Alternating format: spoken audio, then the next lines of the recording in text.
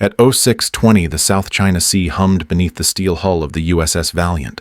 Flight deck crews moved with the instinctive rhythm of years spent under jet blasts and rotor wash. Commander Julia Everett stood near Catapult 1, her cover tucked beneath one arm, watching a pair of F-35C Lightning IIs launch into the pale morning sky. She didn't flinch at the roar. Her eyes stayed locked on the horizon like she was reading something written. Just above it, the call came without ceremony. Her XO, Lieutenant Commander Park, walked briskly up the ladder well with a message that changed everything. Admiral Rourke was on board. He had landed 30 minutes earlier on an unscheduled visit and was waiting. In the flag briefing room, she was to report immediately. Julia didn't ask questions. She nodded once, handed the deck to Park, and moved aft toward the island superstructure. Inside, every step echoed louder than the last. The familiar hum of the ship's command and control systems had never felt so alien. She noticed how junior officers avoided her eyes or abruptly shifted direction. When she approached, something was off. Too many whispers. Too many locked jaws. 2 naval intelligence officers stood flanking the door to the briefing room. Their posture was textbook, alert, silent, eyes forward. The taller one opened the hatch without speaking. Inside, Admiral Rourke didn't turn to face her right away. He stood at the far bulkhead, arms folded behind his back, staring through a reinforced porthole. The sea looked calm from here. He waited a full 10 seconds before speaking. Commander Everett, you are hereby relieved of your duties aboard the Valiant, effective immediately. Her posture didn't shift. Voice even, she replied. On what grounds? Admiral. No explanation was given. Just the flat delivery of a decision already made. She was instructed to return to her stateroom, pack her personal effects, and refrain from accessing ship systems or communicating with any crew. Regarding the matter, naval intelligence would escort her off the ship. Julia absorbed the words like a hit that didn't knock you over but left. Something cracked deep inside. She didn't argue, didn't ask again, only said, "Understood, sir." Rourke finally turned around. His face held the stiff neutrality of long command, but there was something else in his eyes.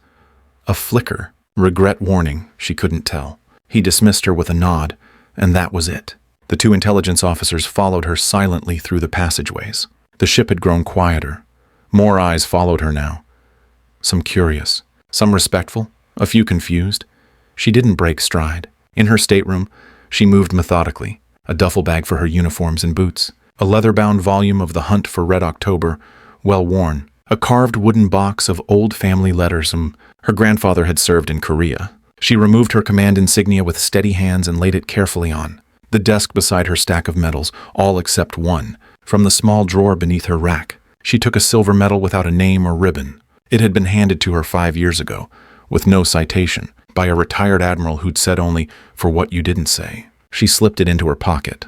On her way out, she paused at the mirror. A photograph was tucked into its frame. 4 people on a submarine deck, laughing in a moment stolen between drills. She studied it. Her, Harper, Collins, Singh, all now scattered or erased from the system. She folded the photo and slid it between the pages of the book. No one spoke as she passed through the mess deck. Even the sound of trays clinking against steel tables seemed softer. The silence wasn't disrespectful. It was stunned. At 07:05, she reached the starboard gangway where a personnel launch waited below. She was now in civvies, gray field jacket, boots laced tight, no markings. The sea air carried salt and the muted scent of jet fuel. One young sailor, no older than 20, adjusted a stanchion near her and said quietly, "They say it's about what happened before." Julia didn't answer. She didn't look back either. Not at the F-35Cs being moved on the deck behind her. Not at the crew gathered in the shadows near the hangar bay. She stepped into the waiting launch as the sky above began to cloud. Rain, light at first, tapped on the fiberglass canopy. As the launch pulled away from the Valiant, she sat straight, eyes forward. The carrier grew smaller behind her. She didn't know who had signed the order, or who had pulled the string that set this day in motion. But she knew where it had started, and she knew, deep in her bones, deeper than the ocean beneath them. It wasn't over. The control room of the USS Pike glowed dim red under combat lighting, the only illumination in a sealed world more than a mile beneath the surface. Depth 17,240 feet, time 0347 Zulu. XO Julia Everett moved with practiced economy between sonar and engineering consoles, issuing status checks as crew cycled through the 3rd hour of acoustic trials. Around her, the compartment buzzed with quiet tension.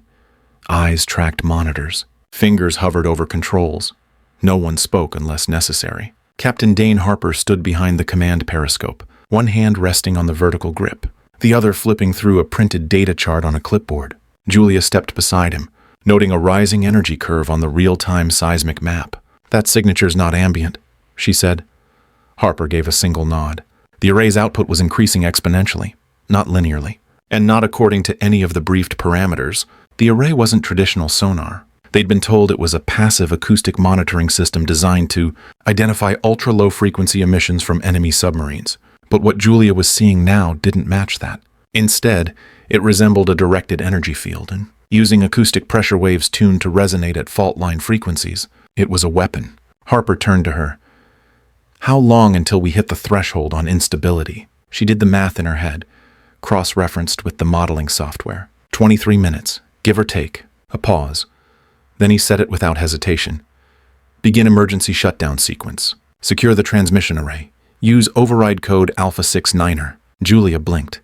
They had no authorization to terminate the trial. Doing so violated a direct op order from Fleet Acoustic Research Command, but her hesitation lasted only half a second. "Copy that, sir." Initiating shutdown. She moved to the auxiliary terminal behind the sonar rack, accessed the array's encrypted interface, and entered the emergency protocol key. The system kicked back a warning unauthorized action. "Override," she confirmed. Red text spilled across the screen. Signal attenuation dropped. Wave dispersion halted. The frequency spike flattened. "Status?" Everett Harper asked, voice low but tight.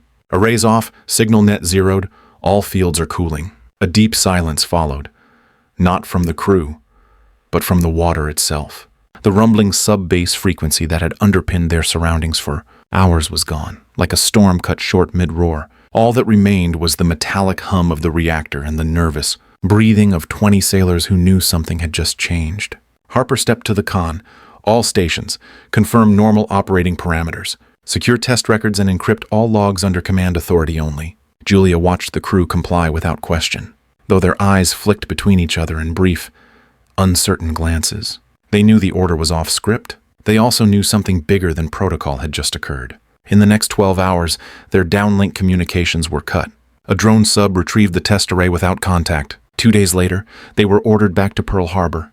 No debrief, no report, just reassignment. Julia was transferred to carrier operations, a lateral move that made no strategic sense. Harper was left in place on Pike, but with clear surveillance. The crew was split, not a single one reassigned to another sub. 1 week after their return, Julia received a closed-door visit in a darkened corridor outside ComSubPac headquarters. A captain she didn't recognize handed her a small envelope with no markings, and said only, "What you did averted something the world would never have understood." Then he left. Inside was a photograph of the fault line near Mariana. It showed rupture displacement less than a meter, just short of collapse. On the back, someone had scribbled in pen another 10 minutes, and Guam would have been gone. She didn't speak of it again, not to Harper, not to anyone. But years later, deep inside a carrier command deck, when the silence grew around her again, she could still feel that underwater pressure in her chest. The knowledge that somewhere, some admiral saw their refusal not as courage, but as a threat to be neutralized. And now, the water that had once gone still was stirring again. At 0842 inside the Joint Operations Command Center at Pearl Harbor, a low-priority sonar alert lit up a corner console usually manned by junior watch officers. It wasn't supposed to mean anything. Routine anomaly from the Pacific Test Zone. But within 2 minutes, the shift supervisor flagged it for review. The data feed showed a surfaced vessel in the restricted acoustic corridor, southeast of the Mariana Trench. The location was impossible. That region was off-limits to all manned craft during ongoing classified testing, controlled by Submarine Acoustic Weapons Division under NAVCA. When the automated registry identified the object as SSN 799 Pike, the room went still. The Pike had been officially struck from deployment schedules 3 years ago. At 0849, the command center escalated the signal to Submarine Force Pacific Command.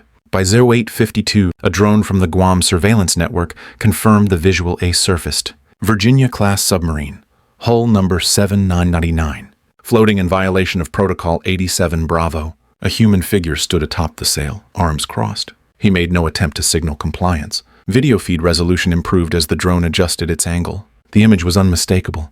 Captain Dane Harper, hair grayer than the official personnel photo, but still bearing the trademark calm in his eyes. The comms officer leaned toward his screen, puzzled. He's broadcasting, old channel, encrypted. Rourke entered the ops center at 0857, flanked by 2 intelligence directors. The room snapped to readiness. No one spoke until he said, "Play it." Audio hissed through the speakers, faint but clean. It wasn't a distress signal. It wasn't a request. It was a Cold War-era code series known as Echo Trench 7, a contingency string reserved for breach of command scenarios during clandestine operations. It hadn't been used since 1986. "Admiral, he's not responding to hails," said the fleet commander. All standard frequencies ignored. When we pinged him, he only transmitted the string again. Rourke's voice was low. "Who's cleared on Echo Trench protocols?" "Only one, sir. Commander Everett." A long pause followed. Rourke turned to the nearest watch officer. "Send an immediate locate and retrieve order. I want Commander Everett in this room, physically, before the next 30 minutes are up." A petty officer looked up from another station. "Sir, Allied fleet assets in the area are requesting explanation. And the Chinese Navy just issued a formal query. They've picked up the same signal." Rourke closed his eyes for a second, then said, "Activate Joint Crisis Framework. Quiet mode. No external comms unless routed through Flag Protocol 6. Keep it between JOC, Stratcom, and Navintel only." At 0908, a satellite thermal overlay displayed the broader picture. 4 Arleigh Burke-class destroyers had already begun repositioning toward the Pike's location. At least one Chinese Type 055 cruiser was also rerouting from Hainan.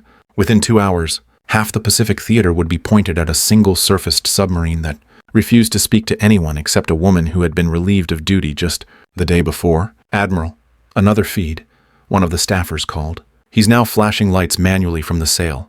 Morse. "Confirmed message authorization. Trench 7. Echo." Message repeats. This wasn't a rogue captain sending a distress call. It was a deliberate act of exposure. Harper wanted to be seen, wanted the protocol triggered. Rourke turned from the screens to the table where classified operations folders were being decrypted. File OP Deep Echo. Clearance SCI Orange. Status accessed. He hadn't looked at those pages in years, but the memory rushed in. The seismic logs, the emergency shutdown, the career reassignments.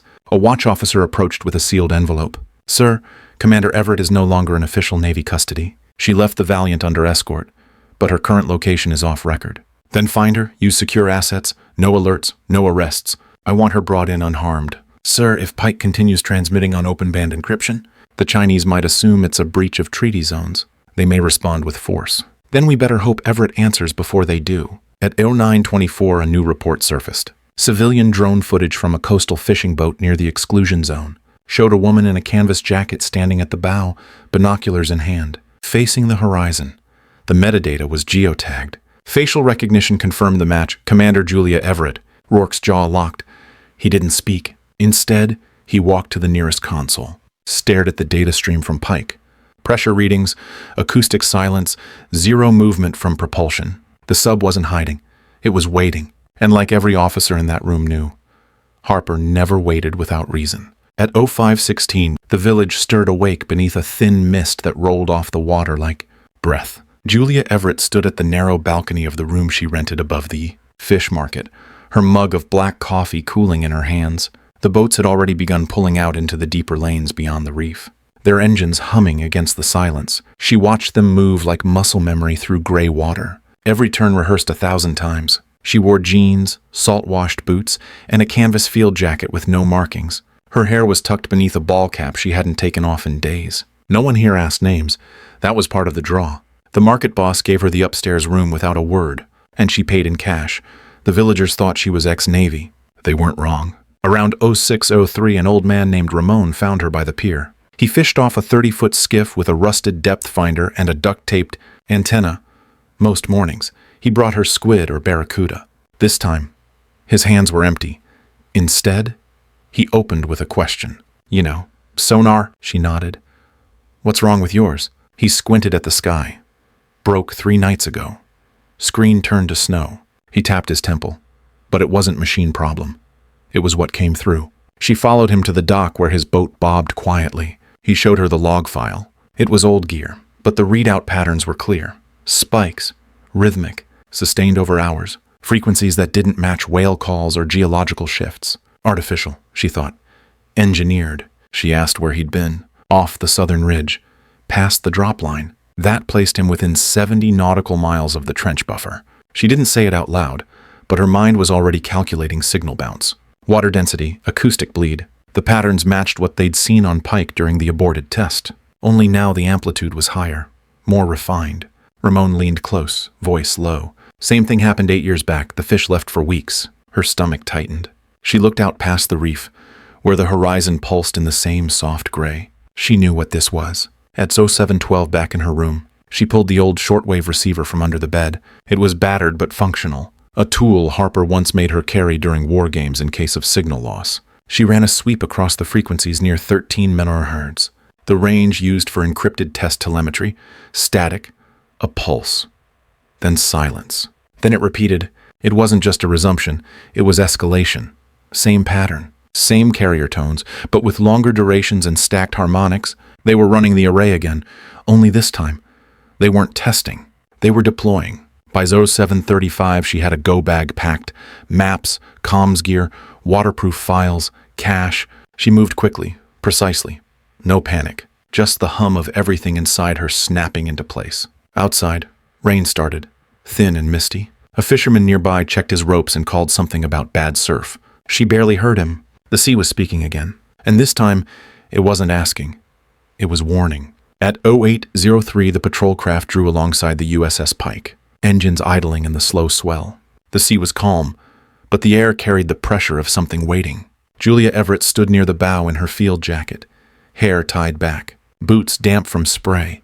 She had no insignia on her collar, no command patch, just a sealed folder under one arm and an authorization code memorized. The petty officer at the helm didn't ask questions. He cut the throttle and radioed up to the sail. Seconds later, a voice came back. Cleared to board. 1 passenger. Use aft ladder well. Julia stepped onto the rubber fender rail, caught the first rung, and climbed with steady grip. The metal was slick from salt. A crewman in a black jumpsuit waited at the top, hand outstretched. Welcome back, ma'am. She met his eyes.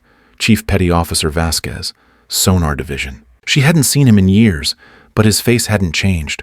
The passage down from the sail hatch was as tight as she remembered. Handrails, ladder rungs, cables overhead. The air inside was dry, scrubbed, and faintly metallic. She ducked through the hatches, following Vasquez through the command compartment. It looked the same.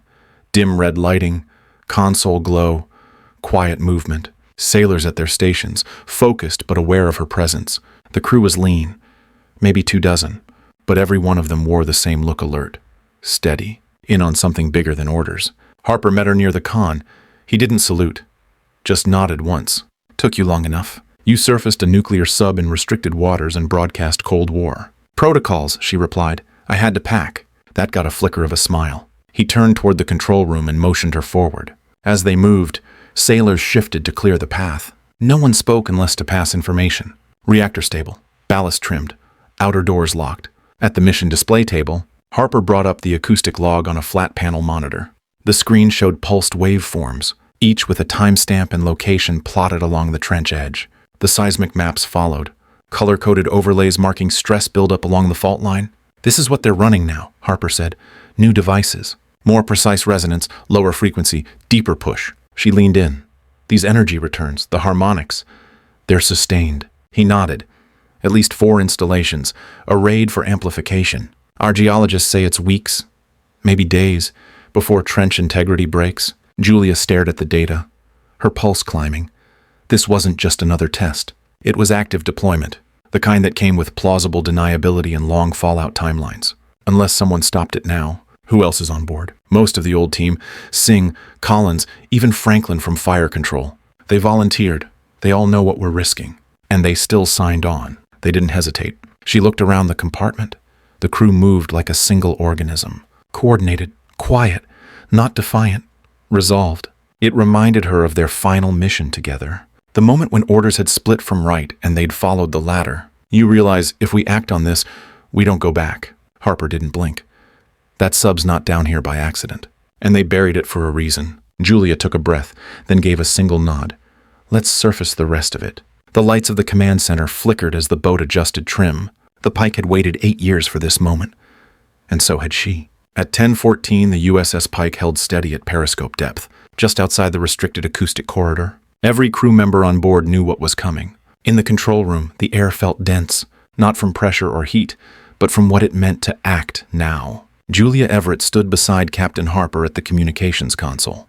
The data packets were loaded and encrypted. The files included high-resolution seismic readings, long-form sonar logs, and classified schematics of the acoustic pressure field generator, an experimental system never meant to leave classified vaults. They had formatted the evidence into 4 bursts, each targeted a different network: Pacific Command, the Royal Australian Navy, the Japanese Maritime Self-Defense Force, and the People's Liberation Army Navy. "We send it all or it gets buried," Harper said.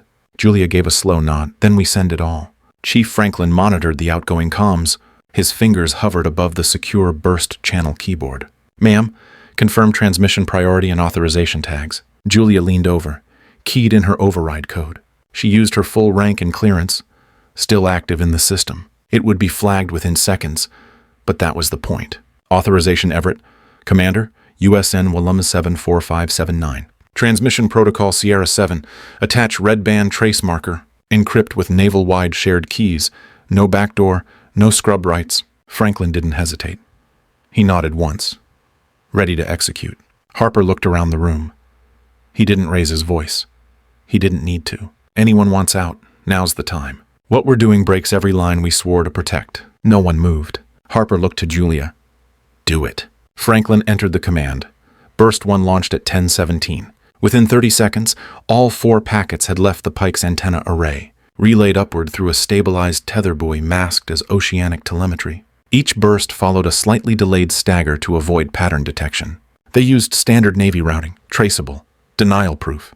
The silence after the final transmission wasn't technical, it was personal. Julia stepped back from the console. No alarms, no confirmation chimes, just the low hum of the boat and the clicking of sonar range gates in the background. She stared at the screen. "It's done." Harper didn't look away.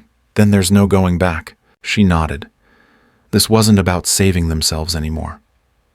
It never had been. A soft ping echoed from the sonar terminal. Vasquez reported contact. "Passive listening buoy. East vector. Not armed.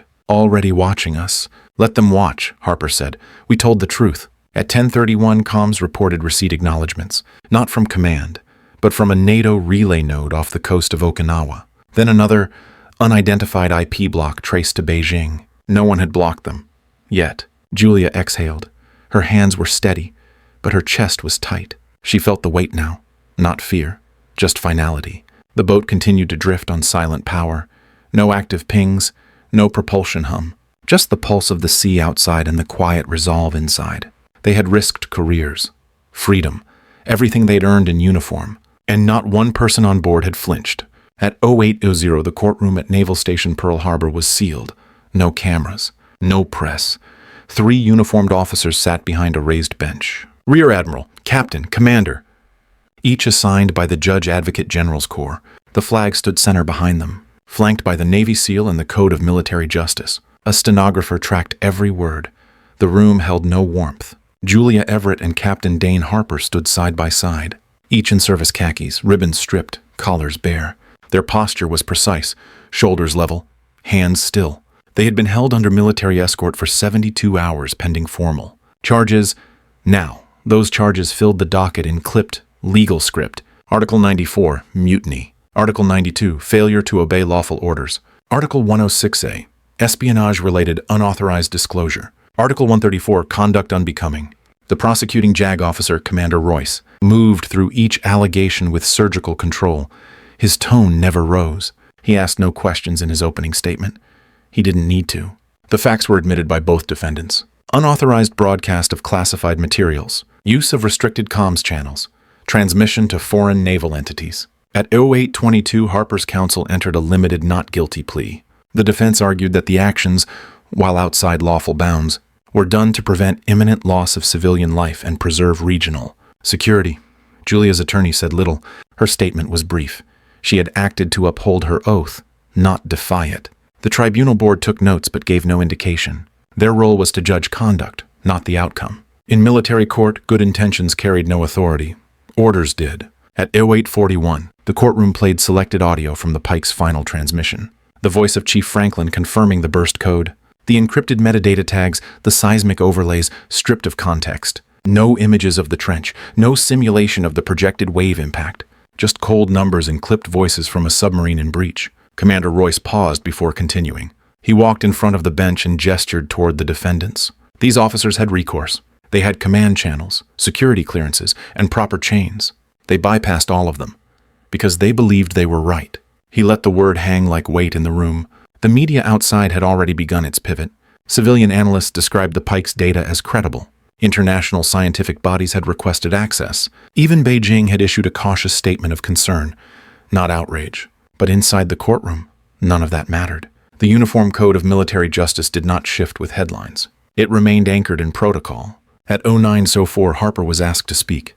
He declined. At 09:06, Julia was asked the same. She stood, cleared her throat once, and answered evenly. I protected this country when the people giving orders forgot why we were here. I don't regret it. Then she sat. There was no applause, no reaction. Only the turning of a page as the court prepared the next day's witness list. The trial had only just begun, but its outcome had already divided the Navy from within. And both Julia and Harper knew it. At 09:32, the courtroom lights dimmed slightly as a digital projector flickered to life. Behind the prosecution table, Commander Royce adjusted his microphone and signaled the clerk to begin. Exhibit transmission. The header flashed first. Operation Deep Echo. File Series 1799A through 1799F. Formerly classified under Special Compartmentalized Access. Now declassified for tribunal review under direct authorization from the Secretary of the Navy. Julia didn't move. Harper stared straight ahead. Commander Royce spoke evenly. These materials were retrieved from Navy intelligence archives this morning. Until now, they were sealed under joint authorization from Stratcom and Naval Acoustic. Research Command. He tapped a control key. A series of high-resolution seismic charts appeared. Dates October 12, 2017. Location West Mariana Ridge. They matched the exact region Julia and Harper had documented in their broadcast. Acoustic energy spikes, subduction point instability, cascading fault tension. The tribunal room went still. Royce continued. These logs confirm that the USS Pike did in fact detect pre-collapse activity. Following an experimental low-frequency acoustic field test, emergency shutdown was executed without authorization by then-executive Officer Everett. A full report was submitted internally and subsequently suppressed. The next screen displayed a memo. It bore Admiral Rourke's signature. Julia inhaled once, slowly. At 09:41, Admiral Rourke was called to testify. He entered in full-dress uniform, his medals and ribbons silent across his chest. His voice, when he took the stand, was low, controlled. I take full responsibility for the decision to bury the findings from Deep Echo. At the time, we assessed the data as inconclusive and the shutdown as an internal breach of command. In hindsight, we were wrong. He turned slightly toward the defense table. They were right to act. The tribunal board remained expressionless, but something shifted in the air. A long-held tension began to unwind. Not forgiveness, not yet, but recalibration. One of the tribunal officers asked the admiral if he had influenced Everett's reassignment or kept her under operational surveillance. Yes, Rourke answered. My intent was to keep her in proximity to key naval commands. I believed she remained an asset. I did not expect her to resurface this truth. The board conferred briefly, then motioned for the files to be entered into evidence. Approved. Unanimously. At 09:57, Julia finally allowed herself a glance at Harper. He gave the faintest nod. Not victory, not vindication, but truth. On record. At last. At 07:45, beneath a cloudless sky off the coast of Oahu, the flight deck of the USS Valiant was lined with crew in dress whites. The ship was at anchor, flags full in the breeze. A podium had been placed mid-deck. Beside it, the command pennant folded and held in a wooden case. Captain Julia Everett stood at attention beside Rear Admiral Sloan, who read from the formal promotion order. By direction of the President, you are hereby promoted to the rank of Captain, United States Navy, effective immediately. Julia stepped forward. The Admiral pinned the Silver Eagle insignia to her collar with practiced precision. The crowd stood silent, only the sound of the ocean behind them. Then the ship's bell rang once, sharp and clear. At 07:49, she accepted the folded pennant, then turned toward the assembled watch.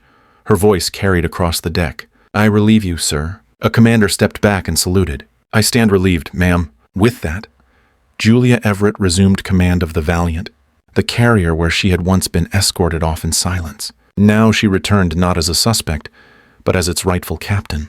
Below decks, in the wardroom, an officer's log was updated by the ship's yeoman. Her name entered beside the title Commanding Officer. Above it, a line of typed text noted her promotion had been granted under exceptional circumstances following tribunal exoneration and validation of Operation Deep. Echo records. At 0816, Captain Dane Harper boarded via helicopter from Joint Base Pearl Harbor, Hickam. He wore the insignia of Rear Admiral Select and carried new orders. He was to head a multinational task force for Pacific Oceanic threat mitigation. His assignment included joint command with NATO and CETO affiliates.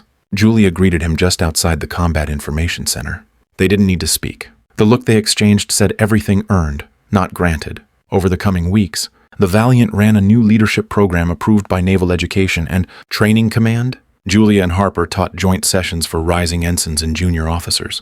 Topics weren't just regulations or systems doctrine. They spoke about ethical fracture points, what to do when policy and morality diverged, when silence served no one. At 0937 in a small lecture room deep in the carrier's structure, Julia stood before 26 officers. Behind her was a slide crisis leadership Tier 3 simulation. She didn't talk about medals. She spoke about decision fatigue, internal conflict, and the quiet discipline of listening to instinct when everything around you says stay quiet. One student asked if she regretted it. She answered without pause. No, I regret the time I waited to act. After class, Harper walked the flight deck. He stopped at the edge and looked toward the Pacific horizon. A new sonar buoy net was being deployed by research vessels just south of Guam. This time, it was transparent, international, no secrecy, no denial. At 10:12, Julia walked the bridge for the first time under her reinstated command. Every crew member she passed saluted. She returned each one, eyes level,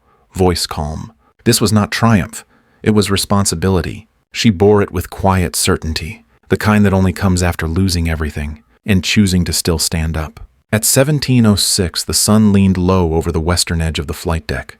The breeze carried salt and engine heat as 24 newly commissioned ensigns stood in formation, dress whites crisp, eyes fixed on the podium near the forward catapult.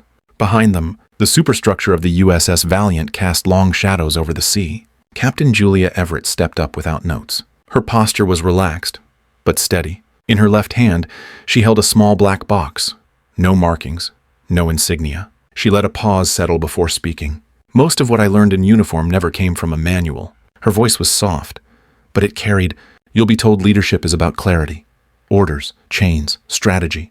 That's all true. But there will be moments when leadership becomes something quieter, heavier. It will ask for your silence.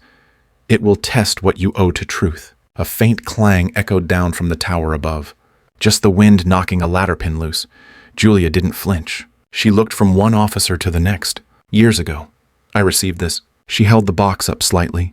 No name, no citation. Just handed to me with the understanding that it represented something unspoken, something we weren't allowed to document. She opened it. Inside lay a silver disc, plain and worn.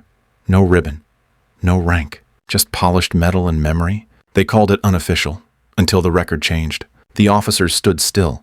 One or two shifted slightly, eyes fixed on the metal. It's not about awards. It's not about the ceremony. It's about the people who keep standing when the weight gets uneven. When orders don't match what's right, you'll know when it happens. Trust that feeling. She looked down briefly, then met their eyes again. This medal was meant to be buried with a secret. But we decided secrets don't build legacies.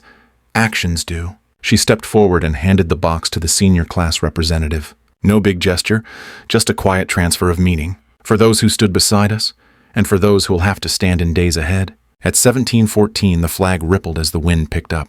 From the bridge, a boatswain's whistle called the hour, a signal of routine, a mark of time. But today, it echoed different. Julia looked toward the open ocean. "You can submerge a submarine," she said quietly, "but not forever." Then she turned and walked back toward the tower, her steps steady on steel warmed by a long, hard day. The deck behind her remained silent, not out of formality, out of understanding. Truth always finds air, and the people who carry it rise with it.